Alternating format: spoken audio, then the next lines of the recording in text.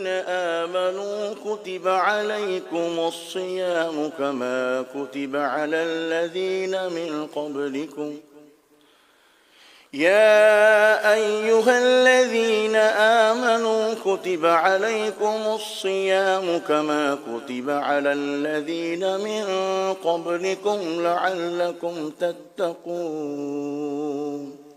آسان ترجمہ قرآن کنز العرفان۔ اے ایمان والو، تم پر روزے فرض کیے گئے جیسے تم سے پہلے لوگوں پر فرض کیے گئے تھے تاکہ تم پرہیزگار بن جاؤ۔ تفسیر تعلیم القرآن۔ اس آیت میں روزوں کی فرضیت کا بیان ہے کہ اے ایمان والو، تم پر ویسے ہی روزے فرض کیے گئے ہیں جیسے تم سے پہلے انبیاء علیہم السلام اور ان کی امتوں پر فرض کیے گئے تھے تاکہ تم پرہیزگار بن جاؤ۔ اہم بات، روزہ بہت قدیم عبادت ہے۔ حضرت آدم علیہ السلام سے لے کر تمام شریعتوں میں روزے فرض رہے ہیں، اگرچہ ان کے دن اور احکام مختلف ہوتے تھے۔ تقوی عمومی معنی یہ ہے کہ عذاب کا سبب بننے والی چیز یعنی ہر چھوٹے بڑے گناہ سے نفس کو بچایا جائے۔ درس، روزے کی کامل برکت تب حاصل ہوتی ہے جب روزے کے ظاہری آداب کے ساتھ اس کے باطنی آداب بھی پورے کیے جائیں۔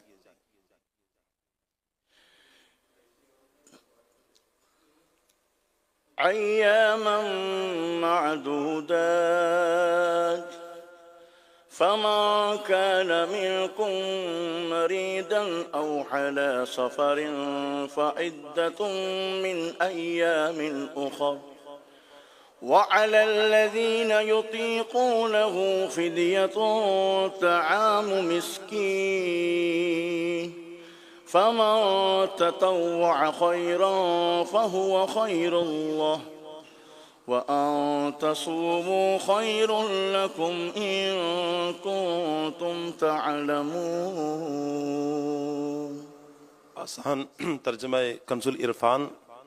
گنتی کے چند دن ہیں تو تم میں جو کوئی بیمار ہو یا سفر میں ہو تو اتنے دن روزے اور اتنے اور دنوں میں رکھے، اور جنہیں اس کی طاقت نہ ہو ان پر ایک مسکین کا کھانا فدیہ ہے۔ پھر جو اپنی طرف سے نیکی زیادہ کرے تو وہ اس کے لیے بہتر ہے، اور اگر تم جانو تو روزہ رکھنا تمہارے لیے زیادہ بہتر ہے۔ تفسیر تعلیم القرآن۔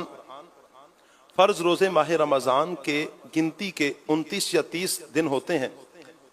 ان دنوں میں اگر کوئی بیمار یا مسافر ہو اور روزہ نہ رکھے تو اس پر بعد میں اتنے روزوں کی قضا لازم ہے۔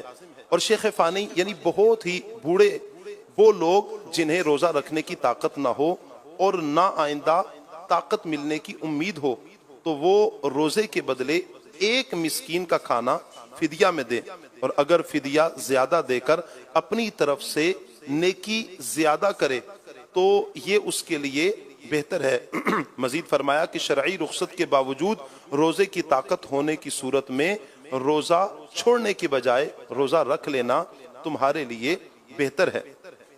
اگر تم روزہ کی فضیلت اور اہمیت جان لو۔ اہم باتیں، نمبر 1، وہ مریض جسے مرض بڑھ جانے یا دیر سے ٹھیک ہونے یا تندرست کو بیمار ہو جانے کا غالب گمان ہو تو اسے ابھی روزہ نہ رکھنے کی اجازت اور بعد میں اس کی قضا فرض ہے۔ نمبر 2، روزہ نہ رکھنے کی اجازت کے لیے مرض بڑھنے وغیرہ کا غالب گمان ہونا ضروری ہے، محض وہم کافی نہیں۔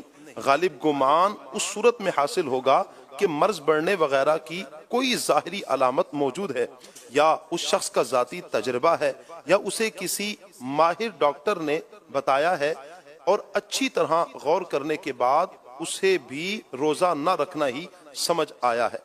نمبر 3، مسافر اس صورت میں روزہ چھوڑ سکتا ہے جب 92 کلومیٹر 92 کلومیٹر یا اس سے زیادہ دور جانے کے لیے طلوع فجر کے وقت ہی مسافر ہو۔ نمبر 4، روزے کا فدیہ 2 وقت صبح اور شام ایک مسکین کو پیٹ بھر کر کھانا کھلانا ہے، یا ہر روزے کے بدلے میں صدقہ فطر کی مقدار مسکین کو دے دے۔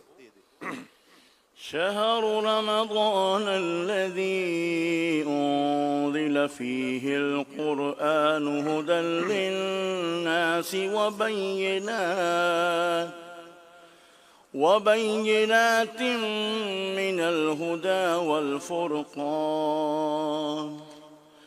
فمن شهد منكم الشهر فليصمه ومن كان مريضا أو على سفر فعدة من أيام أخر يريد الله بكم اليسر ولا يريد بكم العسر ولتكملوا العدة ولتكبروا الله على ما هداكم ولعلكم تشكرون۔ آسان ترجمہ قرآن کنز العرفان۔